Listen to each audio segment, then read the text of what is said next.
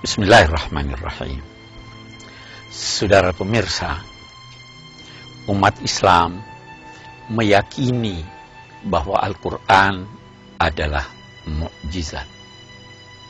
Dalam Kamus Besar Bahasa Indonesia, kata mukjizat diartikan sebagai suatu kejadian atau peristiwa luar biasa yang berada di luar kemampuan akal mencernanya. Itu pengertian kebahasaan. Dalam bahasa agama, mukjizat adalah sesuatu, bisa peristiwa atau bukan, sesuatu yang nampak pada seorang yang mengaku nabi. Apa yang nampak itu ditantangkan kepada masyarakatnya untuk membuat semacamnya, namun mereka tidak mampu membuatnya. Al-Quran menantang masyarakat untuk membuat semacam Al-Quran.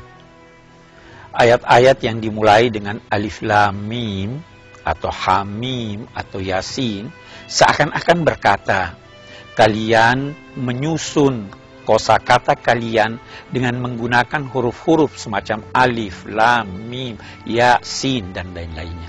Cobalah susun dengan menggunakan huruf-huruf yang sama ayat-ayat yang nilainya, nilai keindahannya, kandungannya sama dengan Al-Quran.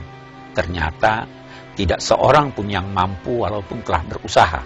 Dan itulah yang dinamai mukjizat Al-Quran. Tapi saudara, kalau nabi-nabi yang lalu mukjizat-mukjizatnya bersifat indrawi dan material, Al-Quran yang merupakan mukjizat Nabi Muhammad itu bersifat akliyah.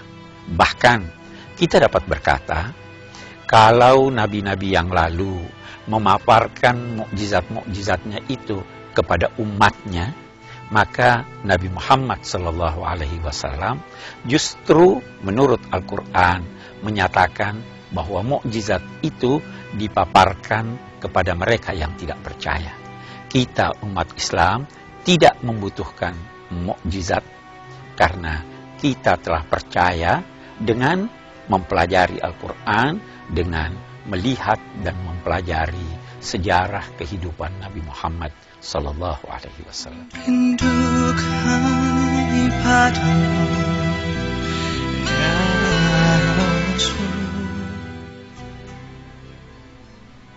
Saudara, sekali lagi kita umat Islam tidak mengandalkan kemukjizatan Al-Quran.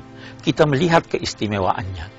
Kita telah percaya kepada Nabi Muhammad sallallahu alaihi wasallam dengan mempelajari sejarah hidup beliau dan ajaran-ajarannya. Kalau mengandalkan mukjizat, kita mengandalkan hal-hal yang suprarasional, sedangkan agama ini menghendaki agar kita rasional, agar segala apa yang kita lakukan dapat difahami oleh akal, walaupun dalam saat yang sama kita tidak mengingkari hal-hal yang bersifat suprarasional. Al-Quran adalah bacaan sempurna. Saudara, tidak ada satu bacaan yang dikenal oleh umat manusia sejak manusia mengenal tulis baca 5.000 tahun yang lalu.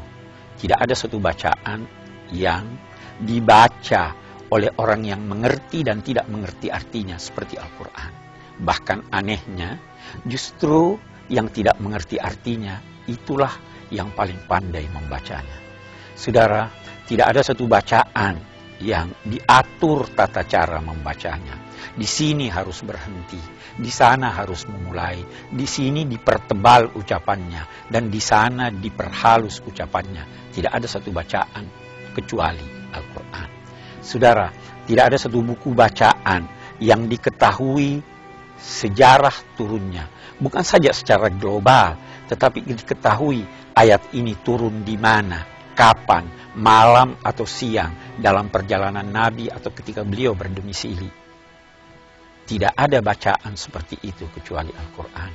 Tidak ada satu bacaan yang ditafsirkan, difahami, dan dicari maknanya. Makna yang tersurat, makna yang tersirat, serta kesan yang ditimbulkannya. Seperti halnya Al-Quran.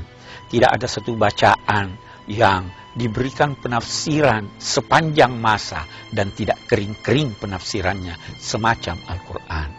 Itu salah satu bukti keistimewaan kitab suci ini di samping bukti-bukti yang lain.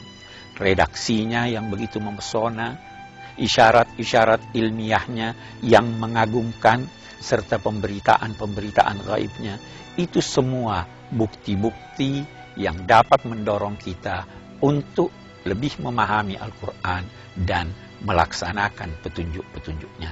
Dengan demikian, kita tidak mengandalkan hal-hal yang bersifat suprarasional atau yang berada di luar jangkauan. Cinta ikhlasmu pada manusia bagai cahaya sang surga.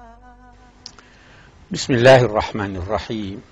Allahumma hdina bihadil Qur'an warsyudna binuril furqan. Ya Allah, anugerahilah kami petunjuk dengan petunjuk hidayat Al-Quran. Bimbinglah kami dengan cahaya Al-Furqan, cahaya kitab-Mu yang dapat membedakan antara yang hak dan benar. Rabbana la taj'alna mimman dhalla wa asa. Ya Allah, jangan jadikan kami termasuk kelompok-kelompok yang Engkau biarkan sesat dan mendurhakai-Mu. Ya hadiyal khalqi ajma'in. Wahai Tuhan yang memberi petunjuk kepada seluruh makhluk. Wa sallallahu ala sayyidina Muhammad wa ala alihi wa sahbihi wa sallam. Walhamdulillahi rabbil alamin.